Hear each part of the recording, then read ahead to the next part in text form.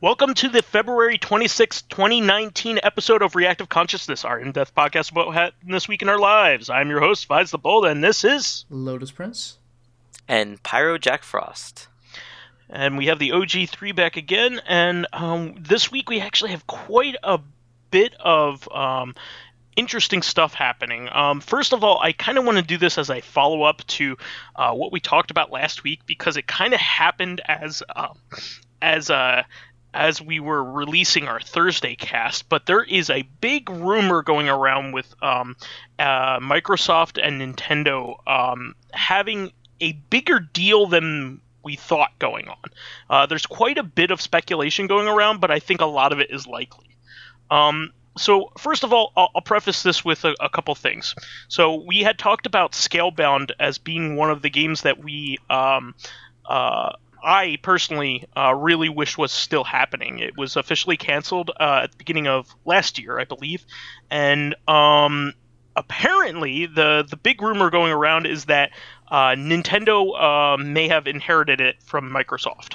Yeah, like, we know that Nintendo was going to resurrect some dead game, and we don't know what it is. And Scalebound seems like it's a possibility. I mean, that'd be awesome. I'm a huge fan of Platinum games, and I know this is one of their games that was going to die. And it's actually interesting that this would be the second game. If this is true, this would be the second game that Nintendo kind of from Platinum resurrected from Platinum, because Bayonetta was the other one. Yeah, Nintendo brought over or allowed Bayonetta 2 to exist. And it's cool. It kind of shows how Nintendo is starting to try a little harder with what kinds of games they bring over to their system, and they realize they're not just Nintendo games and games that are just pushed out for the hell of it. Yeah, so there are a number of reasons why I think this is a credible rumor. First of all, being that the game Scalebound looked very much like it was far into production, and usually when games are that far into production, they don't usually just get cut. They may need a lot of work still done, but usually that's kind of recognized very, very long before they got to the point where they got. They had a playable demo, and it looked really good. I foresee this being a real rumor. Now, there's a couple other big rumors going around that I think are pretty credible too, and I'll go over that. So, there is a rumor going around. This isn't a rumor, but this is a confirmed thing that Xbox Live is coming to multi-platform. Yeah, that is crazy. Like, who would have thought? Yeah, and nobody knows exactly what the extent of that is. But from what some people are saying, they believe that there will be Microsoft exclusive games for the Xbox One or previous that are now coming to the Switch. There is a game that hit the... I know what it is now. I just remembered. So a formerly Microsoft exclusive game. There is a Microsoft studio game that has a credible rumor, and that is Ori and the Blind Forest. So there was a registration for trademark, it was a registration on a retail website. For a European retail website for Ori and the Blind Forest for the Switch. There is also a rumor going around that Cuphead will come to the Switch as well. That would be amazing. Those are both Microsoft Studio games. Yeah. They are not Xbox exclusives. I will remind everybody, but they are Microsoft games. They are both for the PC and Xbox One. Yeah. So I think there are a number of credible things to back this up as well. Nintendo and Microsoft have actually a very good relationship, despite being competitors. I don't think Microsoft sees them as playing in the same wheelhouse as them. More like maybe even like a value added at this point, because there is already a Microsoft game on a couple of Nintendo platforms, and that's Minecraft. Yeah, that's true. Well, also, Minecraft hit everything, didn't it? Isn't that also on PS4? Yes, but only probably with Nintendo gritting their teeth. But my point is that Minecraft has sold very well on Nintendo platforms in the past. So this is credible for that, and also they have worked out several deals with the Rare Replay games and Donkey Kong 64. Nice. So and Donkey Kong Country. All of those games needed to have deals made because it was kind of a split platform kind of deal issue. I'm sure Nintendo only really cared about the Donkey Kong games, so they got what they wanted out of it. Well, I mean, going back to Microsoft, that was kind of the funny thing, because isn't that why Microsoft purchased Rare in the first place? Because it would get Donkey Kong, and then it turned out that Donkey Kong was actually a Nintendo property and not Rare. Rare was just using him for Donkey Kong Country. Yeah, it's a possibility, but that would have been a really dumb thing to do. But maybe that was the case. Well, you never know, right? It's like when Universal Studios sued Nintendo over Donkey Kong for King Kong, and then it turns out that they no longer had the rights to King Kong because it's just like, oh, whoops, like just didn't check. That may be like the internet's assumption at this point, and then everybody's been going around about it. But I would be very, very much doubt that Microsoft's assumption initially going in, but they would need to know what IPs they were getting in a buyout like that, in all the contracts. Plus, I would very much doubt that an executive wouldn't say, "Hey, didn't Nintendo release Donkey Kong back in the early '80s?" Yeah, fair enough. I very much doubt that it was that stupid. But who knows? So, but take all this with a grain of salt. But there is credible stuff backing it up. So it is a rumor for now, but this would be really neat if, maybe some original Xbox games got onto the Switch as a result. That'd be pretty cool. Or even maybe, the Switch becomes a de facto, portable Xbox One. Which that'd be insane. That would be interesting. I mean, like, part of me wants to wait until something happens and not, assume too much, because even though it would be great if it was like a portable Xbox and they released a bunch of Xbox games that were basically only on Xbox on the Switch, I don't want to wait with bated breath, because it could just be that the games that might have been released on PC, because when you think about it, the Switch is like a phone, sure, in terms of processor. So they're probably only going to release games that they've made sure work on PCs, because PCs you can downsample things, and because you want to make sure it works on different types of systems. And for all we know, it could just be for text messaging between, or something like that. Not that you can do text messages, but it could just be that you can access Xbox Live on the Switch. It could be something that's basically not a big deal at all. So I agree. I don't want to I don't want to assume too much. Yeah. Or expect too much. I mean, my hope is to play Panzer Dragoon Orta on my Switch. That would be really awesome. Maybe some Knights of the Old Republic 1 would be really neat. Stuff like that. But if it turns out that you can't play Halo 5 on the Switch, I won't be upset. You know what I mean? Mm-hmm. I understand. Protecting Halo. Halo still is locked to the Xbox One, so it's one of the very few games that actually is. So I mean, it could be that they're just releasing a couple games. Right. So it could be Ori and the Blind Forest and Cuphead are really good fits for the Switch. Cuphead, because they're 2D games. Episodic. Yeah, well, not episodic, but mission based. Mission based, and I mean, Ori and the Blind Forest. There are plenty of really great Metroidvanias on the Switch as well, and they've shown that they work really well for that system. Mm-hmm. So, like we've been saying, take this with a grain of salt. Maybe I'm blowing my wishes out of proportion, but think of the possibilities. Really cool stuff. Yeah, I mean, like the best case scenario, it could be like really awesome. Mm-hmm. Yes, absolutely. And by the way, regarding that announcement with like the maybe the scale bound thing, that kind of leads to a segue into a couple of other things real quick that I thought were rather interesting. One of them I'll gloss over really quickly, but apparently Resident Evil 0, 1, and 4 are getting Switch releases, which is pretty rad. Yeah. The best games in the series are probably They're 1 and so 4. damn good. 1 and 4 and the remake of 2 apparently is considered one of the best in the series already. People talk a little bit of smack about 0, but like I really like 0. Yeah, like there's no item boxes, but then you realize that the world is your item box. You literally can drop stuff wherever you want.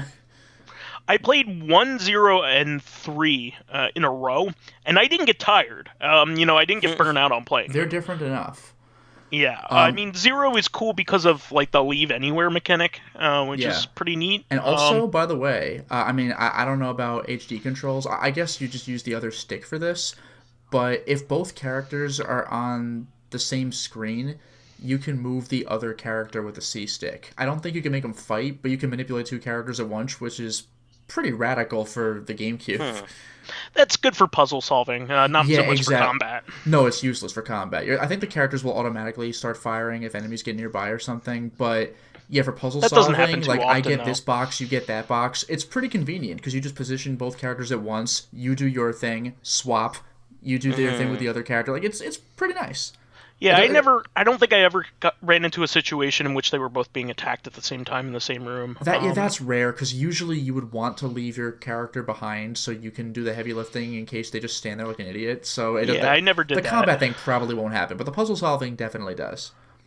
Absolutely. And the other thing I wanted to bring up, by the way, regarding resurrecting dead games, I'd heard something about... Analogue, the company that released the Analogue NT Mini and the Super NT, these HDMI upscaling Nintendo and Super Nintendo systems, and they're releasing the SG, which is the Sega Genesis or the Mega Drive in not America. But I saw some article that said, you know how the Super NT kind of resurrected a dead game with one of those like Turrican games? Yeah, so it was the special edition of Super Turrican 1. So they had originally cut out a whole bunch of content for the original release because of memory constraints. Yeah. And they added it all back in for that version of the Analogue NT. And they also include the second game as a bonus, Super Turrican 2. All right, well, here's something that I think you might find fascinating if you didn't know about this already. I knew about it, but this is cool. Yeah, so like 3 days ago from the time of this recording, so that means Thursday the 22nd, apparently the Mega SG, that's what it's called, the Mega SG, so it's Mega Drive and Sega Genesis, it's going to feature an unreleased Sega Genesis / Mega Drive game, which is super rad, and I Do you know the name of it? It's Hardcore. It's called Hardcore. Yeah, it's a run and gun shooter. It was canceled in 1994 in a 99% complete state. What's really interesting though is that apparently, like, you know how that one, what was that one game that was released on the Xbox? That like Monster World game, like Monster World 4 or something, that they found it in like a warehouse or something. Okay, so it was one of the Wonder Boy games. You were correct. Yeah. It was actually Monster Boy. It was Wonder Boy in Monster World, which is the second game, which it did not have an official U.S. release in English. Yeah, and apparently the character in that game, the girl, was like a sort of inspiration for Shantae. No. You're actually mixing it up. Oh, is it the way up? No. So the way that it happened was that there was the original Wonder Boy game, the first one, was an arcade game. So was the second game, which was Wonder Boy in Monster World. Wonder Boy in Monster World was an arcade game that had been ported to a whole bunch of systems, but it never had a U.S. arcade release officially. What happened was they found a board that had been made in a warehouse that was going to be the U.S. Arcade release, and they actually released that ROM for the Wonder Boy collection on Xbox 360, and the PS3 version I think was one game. I think they released it only as a single game. What you're all referring to is Monster World 4. Yeah, that's where what in the first place, Monster World 4, yeah. Monster World 4 was only ever a Japanese game. They came out with an English translation of it just for that collection. Oh, okay, that's what it was. So you actually kind of mixed them up. All right, but well, the reason I bring up that the Wonder Boy game was like brought back from some warehouse that's just like, oh man, I can't believe we still have this hardcore game for the Genesis. Apparently, it said it came from a single dead hard drive that was barely recovered. So it's like, it's unbelievable that this is going to exist. It's more like a Star Fox 2 situation, if you ask me. It's more like they had a complete game somewhere, and they rescued it, and then released it. Yeah, like this thing was just like, does this still work? Let's find out. And they just like managed to recover the data from it, and I guess they're going to release it that way, which is super cool. Yeah, it is really cool because, I think the person who was talking about that found it kind of dropped off the face of the earth after announcing it. So that means that Analogue must have come up to them and asked them for the rights to it. They must have been tied to the company somehow or something or other. But anyway, they're making an official release and as a pack-in title. It's going to be on the system itself. Yeah, it's just like it's probably gonna be like the Super NT, where when you turn the game on, you have an option to play the cartridge that you have in the game system right now, or select the Turrican game. Yeah, and while we're talking about that, I did really quickly want to mention that Brook is coming out with another classic controller converter, which I didn't see them doing this because they have the retro board coming out, or the retro board came out last year. So they've been making these converter boards to allow a PS3 and PS4 joystick or PS3 or PS4 controller work on old systems. They did it for the PS2, PS1, the Neo Geo, and the Dreamcast so far. Dreamcast one's really neat. It has a VMU emulator on it. Oh, that's really insane. Yeah. So you can save games to it, which is really neat. This one is going to be a dual system converter that allows you to use those same PS3 or PS4 controllers, wired or Bluetooth, as a Genesis controller or PC Engine Turbo Duo controller. It has two leads on the end. So you could play your Genesis games with a modern joystick or controller, which is really, really neat. And it works for both the earlier versions of those controllers, so the 3-button for the Genesis and the 2-button for the PC Engine, or the 6-button versions of both. Nice. Which is really neat. But really cool stuff. So anyway, we should move on to our boy Reggie here. His body is ready. Ready for retirement.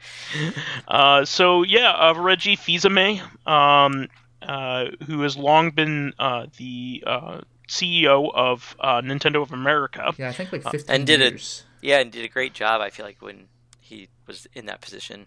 Yeah, he did a lot of good work. He definitely played very nicely with the Japan side of things, which doesn't always happen. Mm-hmm. I think he was always very reserved in his announcements and his reactions to things. He never let something slip that he wasn't supposed to. I could see Nintendo being very angry at anything they hadn't confirmed with him told to go ahead with. So he was more like being the Japanese, the English version of the Japanese mouth of things. Mm-hmm. I don't imagine he made too many decisions concerning. Maybe he could make arguments as to what stuff would get localized, but I don't think he made like top-down decisions. In terms of development, maybe in terms of translation and localization, things like that. But either the case, he was very well loved, I think, by a lot of people. I don't think there are too many people that disliked him. Yeah. And the guy who's replacing him, his name is Doug Bowser. That's so unreal. You can't make that shit up. It's like I Marvel being replaced by Vincent Doom. Yeah. So I know that when we first talked about this, the first thing that you shared with us was a picture of him, and in the background, Mario and Luigi. There was Mario and Luigi's like plushies that were tied up with a controller. Yeah, I think that was like a picture when he first got admitted into Nintendo, and people were like, "Hey, look at this picture." I've heard another viewpoint that might have been a picture that was staged when this announcement was made. Mm-hmm. So it could just be that he is very well aware of the memes he's going to get. I mean, how could you not be? Top of it. Yeah, the picture that you just sent today too is Yep. him building With Bowser a Jr. Labo with Bowser Jr. Yeah, That's yeah. so good. Yeah, so I think he's very, very well aware of his status in the company and his name sake. So I don't have any opinion on him whatsoever. But if he's cool, which sounds like he is, why would this be good? If he's good with like the memes, that's awesome. I hope that he's also good in the same way that Reggie was good. Yeah. Sure. I don't think there's much else to say about the stuff that we said. But, it's just stuff. sad that Reggie's leaving. I'm hoping that Doug can fill his shoes. Mm-hmm.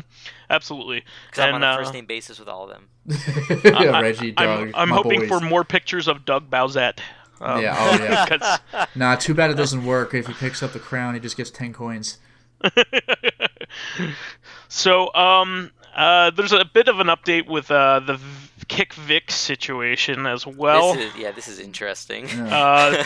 So he basically came out and said, "Oh, you guys have forced my hand. Now I'm going to seek legal action." Whatever the hell that means. I don't know who he is. Well, that's what I was going to say. Legal action for what? He didn't say anything. His company, like Funimation, made a Twitter post saying they did an internal investigation and concluded that they had to let him go. So, like, is he going to sue Funimation? Because, like, I don't think he's going to sue a bunch of randos on Twitter. Well, I'm sure he's an at-will employee, and they can fire him for any reason they want anyway. So that's the thing with voice actors. Yeah, they're like a lot of them. Like they're not necessarily. Yeah. They're not like permanent employees of a particular studio. It's usually like it's like movie actors. They're not like constantly working for MGM or something. Like if there's a gig, they'll take it. Yeah. Yeah. So it's not like he's sitting there like getting in a paycheck from them unless he's doing events, with his blessing or with their blessing. It's not like they take his name off of the office door or something. Like what office? So probably what he's trying to see is if he has a case, like a defamation case for the people that complained about him, maybe like the more prominent ones. But I mean, like.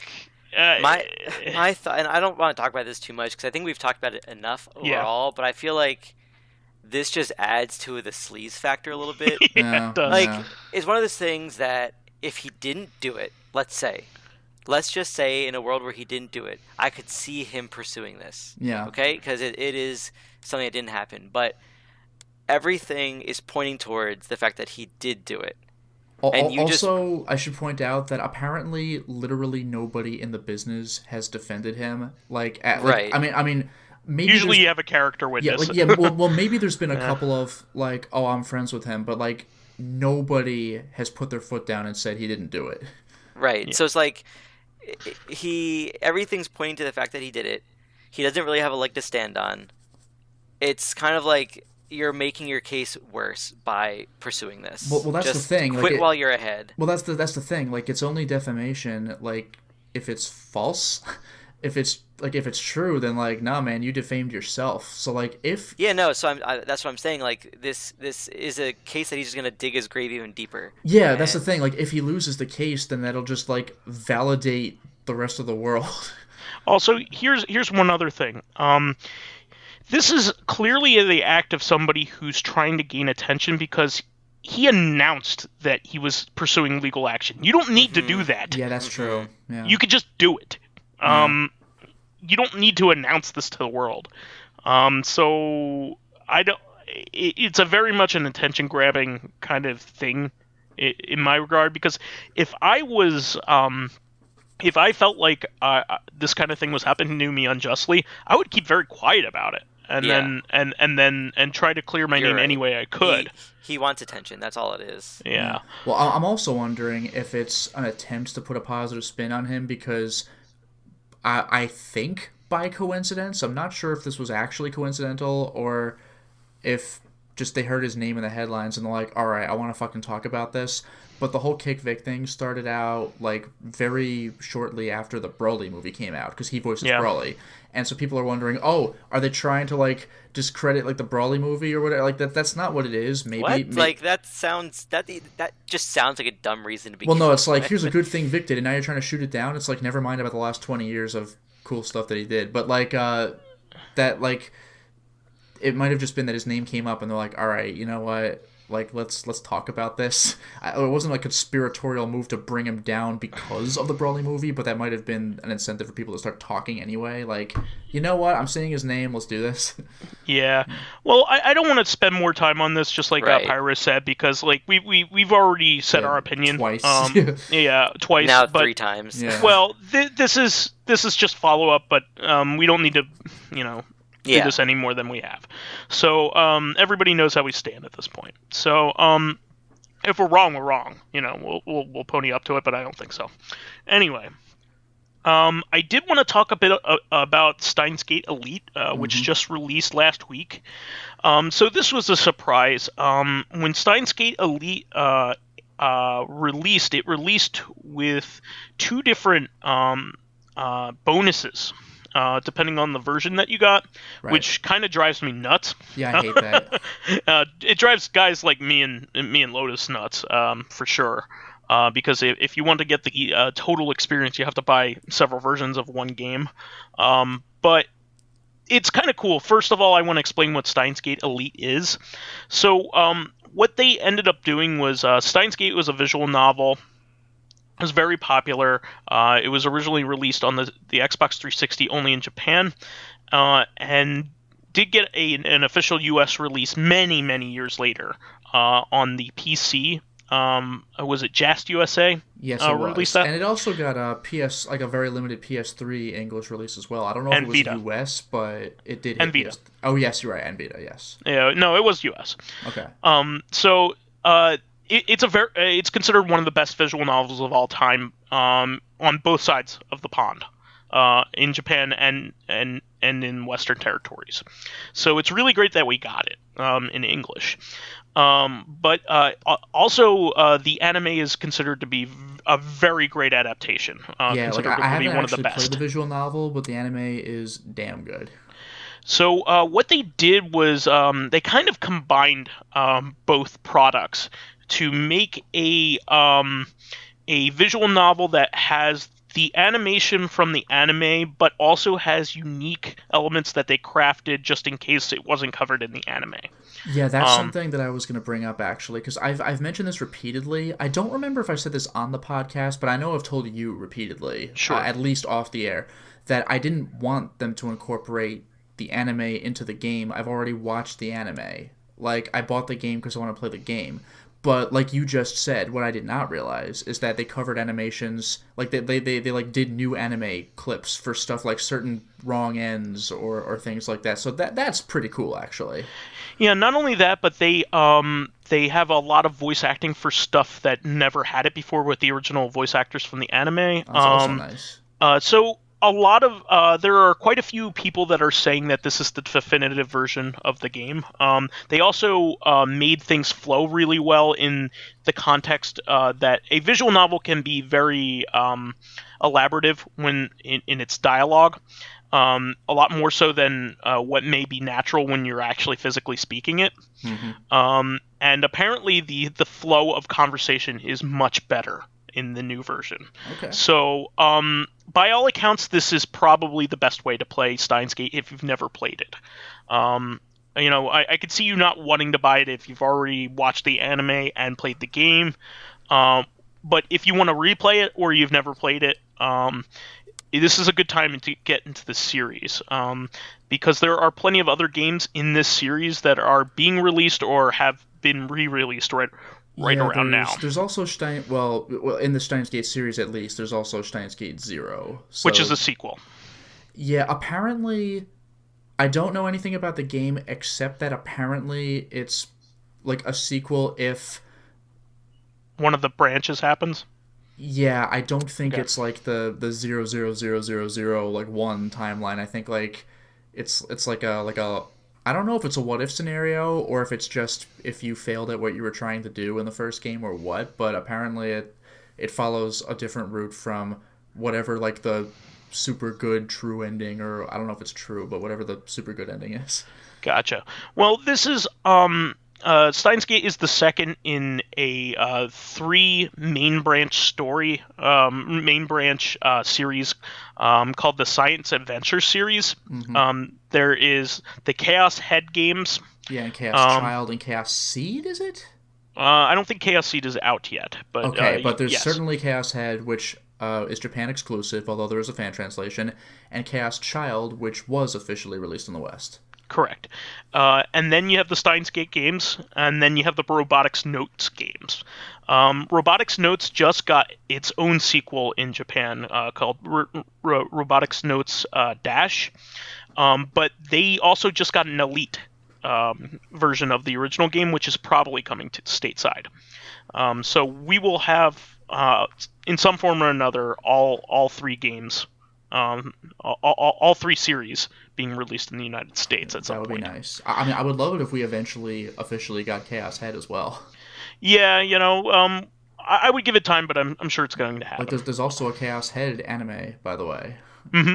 Yeah, no, all of these are very popular. Actually, except for Robotics Notes Dash had a very underwhelming performance in Japan, unfortunately. But I'm not sure entirely what's to blame because of that. But anyway, what I was going to say is Steins Gate Elite on the PC or on the Switch. I'll go over the Switch bonus first. Yeah. Comes with a 8-bit style adventure game. That is kind of similar to like an overhead adventure game, kind of like Pokemon or anything like that, where you walk around and do stuff. And apparently, according to HG 101, it's like a proper game. It's like 20 hours. Yeah, and it's apparently really fun. It's done in the style of NES Famicom adventure games of that era of like the Portopia kind of games, that kind of thing. Oh, speaking of which, like adventure style games, like is that the kind of thing where you walk up to someone and it's like talk, look, and like stuff like that? Cause... I think it's more like a Dragon Quest game because it's like top down. Okay, because yeah. someone had told me that like whenever you're presented with options in this like 8-bit style game, one of your options is always like mad scientist laughter, which is just fantastic. Because like Ocarina, the main character of Steins Gate, does like to do that. Like, it's great. Yeah. I should also say that this is different than the 8-bit computer style fan game or bonus game that the company officially released in Japan some time ago as well. They did one in the style of like PC 98 or PC 88 kind of graphics. And this company is known for making additional games like bonus games, which is really neat. But anyway, the major one is there. On the PC version, Steins Gate Elite comes with linear bounded phenogram. Yeah, and this is also true of the PS4 version. Oh, and the PS4 version. Excuse me. So this is a 20-hour experience as well, and this is a full-fledged like Steins Gate visual novel game. Like kind of like a side story or something like that. I'm not sure of the nature of it because it's probably a spoiler, but apparently it's a major game. Okay. So if you're going to get this, probably the bonus game to go after is this one because it is more in depth, and is part of the core experience of playing the Steins Gate games. But I would want both eventually. Yeah, and but, the convenience with the PC version is it's not like you see the name Steins Gate Elite and it sounds like it's a collector's edition or something, but it's really not. That's just the name of the updated game, Steins Gate Elite. So if you buy it, then I believe it comes with the Phenogram download, or even if it doesn't, Yes. maybe it's a couple extra bucks or something. No, the PC version comes with you getting the rights to download Steins Okay, Gate linear. I did try looking Phenogram. it up on Steam, and it's like, no, you can't do it. You have to buy the base game for it. So fair enough. Yeah. Yeah. Or you could buy it as a bundle with the rest of the Steins Gate series, Right. which is pretty cool. You could get that for a even cheaper. So I'm sure in a Steam sale, probably either a spring one or a summer one, you could probably get the entire series for a really nice price. So anyway, this is interesting. So apparently, there's a really great Taiwanese company that is making Red Candle. but not Red smart. Candle. Not smart. Taiwanese. First of all, they're in Taiwan, so they're kind of under the gun already. But they are apparently making some of the best horror games released in years. The first one being a Detention, and a new one called Devotion, which are kind of like spiritual successors. The Devotion's kind of like a spiritual successor. Well, apparently there is a poster of that alludes to the president of China, and also the Winnie the Pooh meme. Yeah, it basically it just threw shade at him. references the Pokemon. I don't know why I said Pokemon. The Winnie the Pooh meme with the president, and because of that, And it says moron on it also. So because of that, the entire country of China is review bombing all of their games. Actually, on Steam. I was gonna say regarding review bombing, forget that, because there's been an update. It's been removed from Chinese Steam, and later it's actually removed from Steam now. So like, really? Yeah, they got screwed hard. So apparently the reason why it was the original was removed from Steam, it was a self takedown. So it wasn't. It was, but like when I read the article that said like it was pulled, like the devs pulled it, but apparently it's like off of Steam. So I don't know if that means it's coming back or if it's been removed from Steam. You know, so like I guess I got to look into that after the next couple of days and see if the devs put it back on or if they're blocked. Because like I don't think Steam really does that, so I don't know what the situation is. But Chinese Steam, obviously, it's like no, no way. Well, Detention is still on there. I can buy it for $11.99. Mm-hmm. And it's probably still being review bombed. No, it's not. It was only review bombed a couple days ago at this point. Mm-hmm. Mm-hmm. And it seems to have gone over, but they're it's kind of funny. They're all from accounts that have one review. Yeah, I mean, like, it's not even subtle. Like, who do you think you're fooling? Yeah, and this is very much a political battle between Taiwan and China. Yeah. Which is a shame. I'm not going to get into that because I don't want to be review bombed, but yeah, you can't buy Devotion anymore. You can buy the bundle, which only includes the soundtrack at this point. I was gonna say, like, is the bundle just Detention? They just didn't do anything with it? No, Devotion. It's just the soundtrack at this point. But I'm sure it will come back. I think they wanted to make sure that the entire game was scrubbed clean. Their story is that they didn't mean to release it with that stuff in it. It was not intentional. It was just used as a placeholder. Dev thing that they were going to remove, but didn't. Yeah, and it was kind of like an internal joke kind of thing, which it's believable, but at the same time, that's too risky to do to put in your project. I could see you writing notes in the office, not putting it into the game, and then like I hope I remove it later. That's probably just a cover story. Like it's a flimsy one, but you gotta have something. Yeah. So I want to play. There's no way they're gonna come out and say, "Yeah, we did that on purpose," and like, "Oh shit, there's actual backlash." Yeah, I selfishly want to play these games because I hear they're amazing.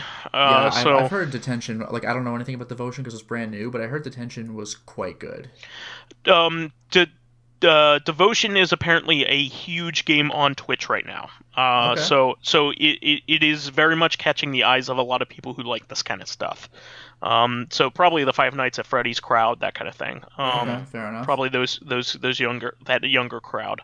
But I selfishly want it to come back, so hopefully they clean it up and get it back out. Well, And if they don't, it's going to be like a super pirated game just because of the notoriety. Like, what is this game I can't play? I'm sure it will come back because it's brand new, and if it didn't come back, they would hit huge losses. But who the hell knows? I mean, I'm sure they want Chinese business because of the amount of PC players over in China.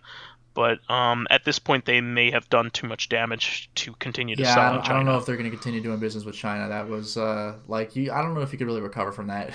Yeah, no, they're very harsh when it comes to that kind of stuff. So, I did also want to mention, now that we're talking about Steam stuff, that Toho Lunar Nights came out of early access as well. Is that a new shmup? No. Okay. So this is one of the billion Toho spin-offs. official fan games. Yeah. Oh, wow. But this is made by the same company who made the Shin Megami Tensei Metroidvania. Oh, okay. So this is a Toho Metroidvania, and probably the best game that they've ever made. It is getting huge praise. So one of the best Metroidvania games out there, apparently. I would definitely seek that out. I'm waiting to see whether it gets a Steam release, because now that it's out of early access, they'll probably go for a Switch release. They'll probably go for a Switch release, if I'm not mistaken.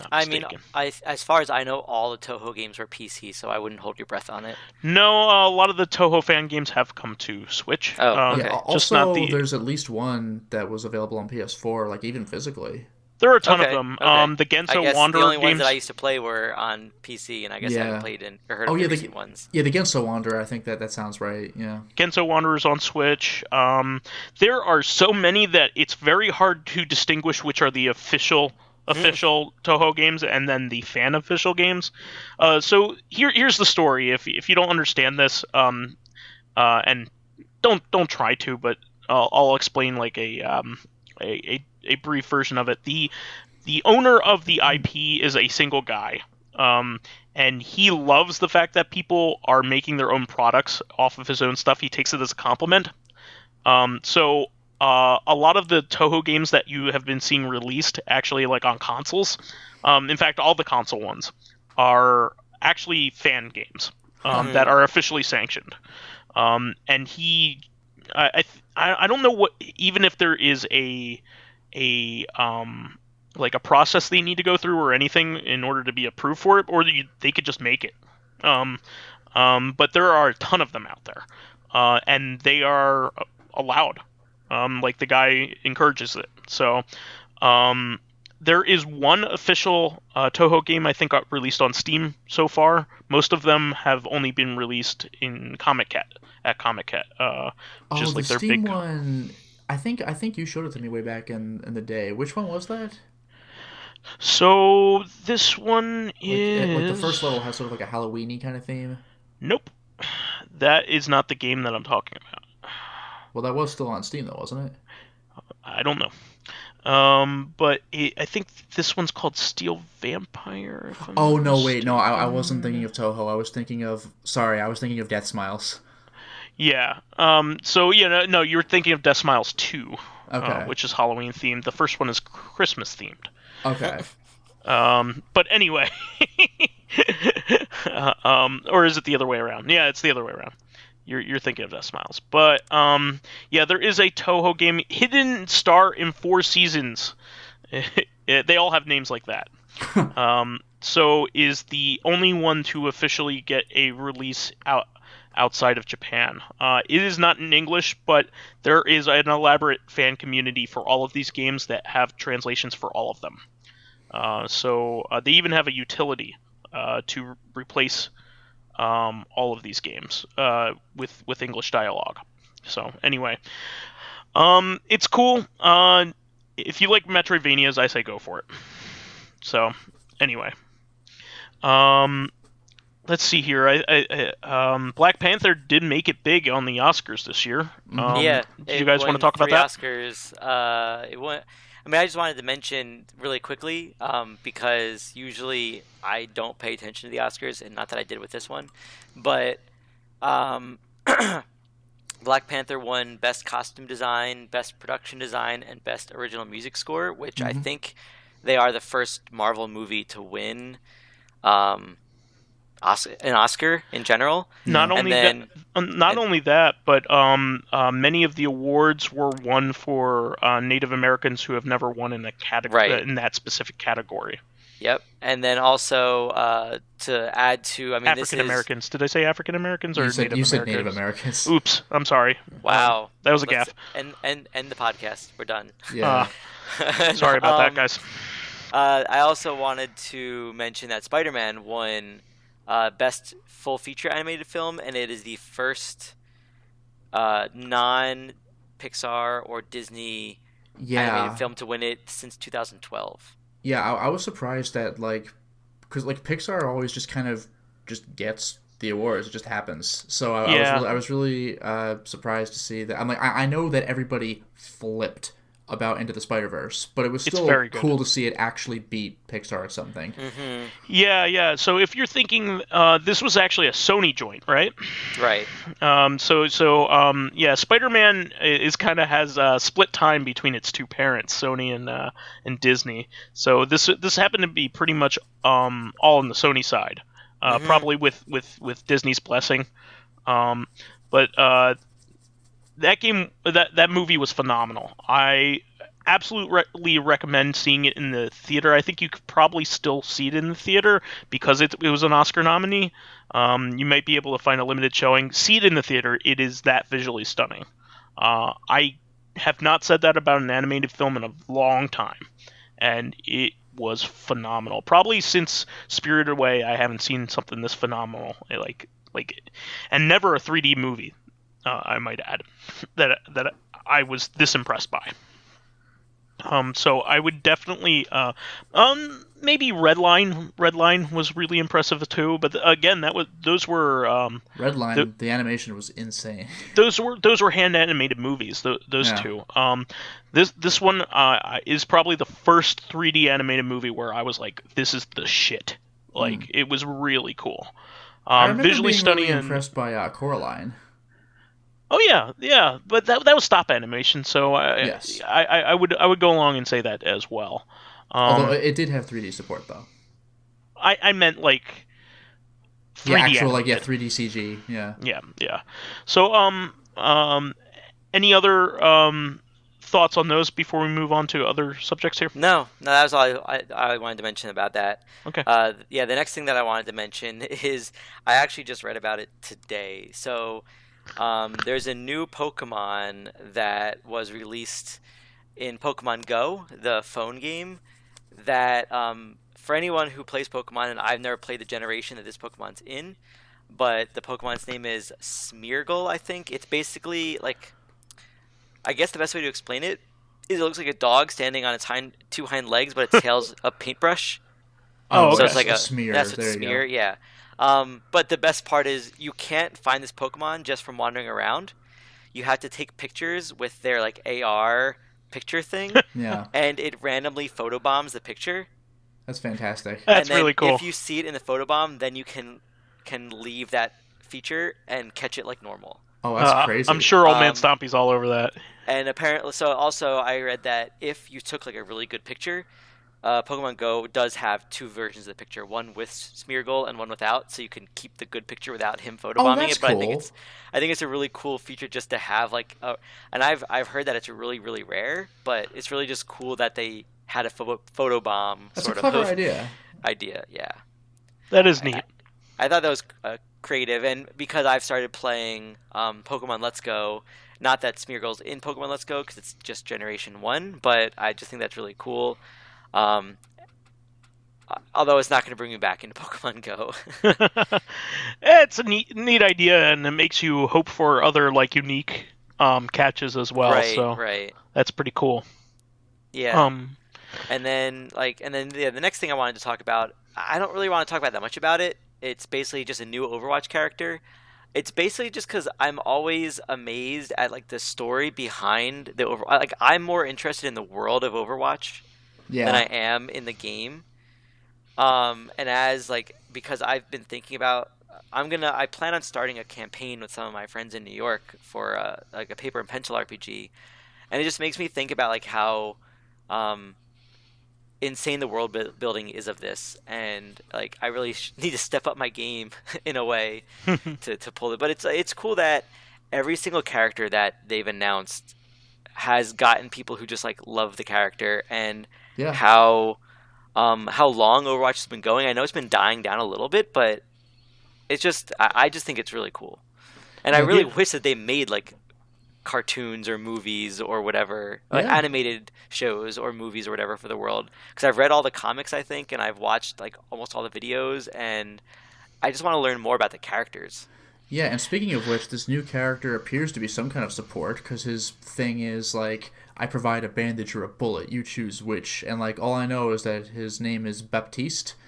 Yeah, he's And apparently a combat support. So yeah, I think he is a damage dealing support unit. yeah. So I guess kind of like Moira, perhaps. Hmm.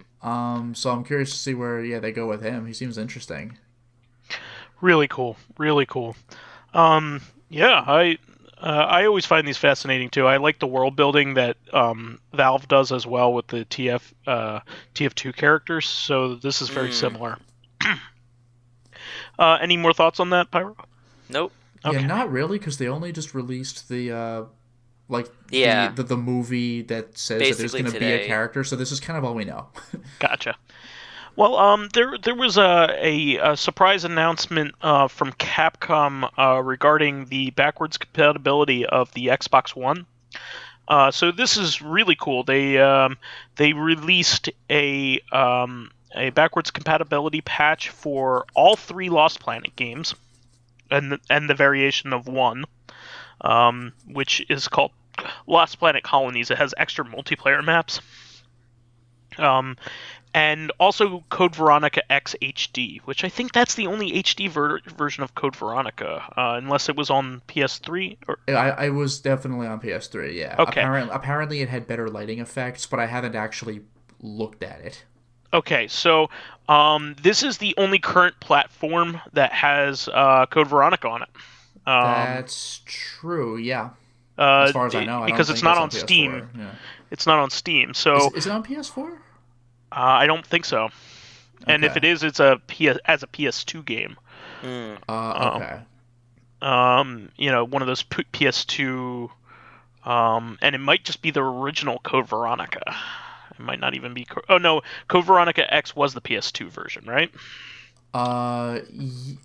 Yeah, I think the only original Code Veronica was on the Dreamcast. Correct. GameCube and PS2 got X. Okay, so Code Veronica X is on the PS4. I ate my words on that.